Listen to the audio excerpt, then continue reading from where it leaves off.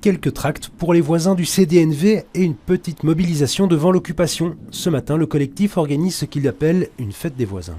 C'est de pouvoir accueillir ici les voisins du CDNV, expliquer notre présence ici, leur rappeler la crise de l'accueil, la nécessité que leur secrétaire d'État gère la situation, ce qu'elle ne fait pas depuis des mois. Le bâtiment était inoccupé en attente de travaux. Aujourd'hui, il héberge une soixantaine de demandeurs d'asile, afghans, palestiniens, burundais ou camerounais comme Dylan. 3 ans qu'il a quitté son pays et 2 mois qu'il a demandé l'asile ici en Belgique.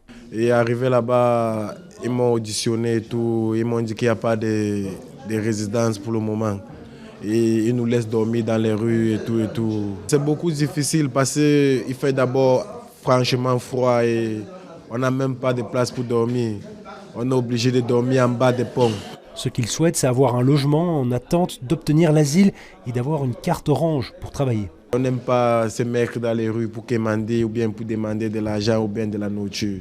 Moi, spécialement, je fais dans la technique, la tôlerie des voitures. Je suis mécanicien. Et j'ai appris la mécanique dans l'un des plus grands garages au Cameroun. Les militants contestés, ils expliquent qu'ils ont contacté les propriétaires du bâtiment. Ils veulent proposer une convention d'occupation temporaire, sans réponse pour l'instant. Une occupation peu de temps après celle de Saint-Josse et probablement avant d'autres. Tant qu'il y aura des gens à la rue, on continuera à ouvrir des bâtiments, on continuera à faire le boulot du gouvernement qu'il ne fait pas aujourd'hui.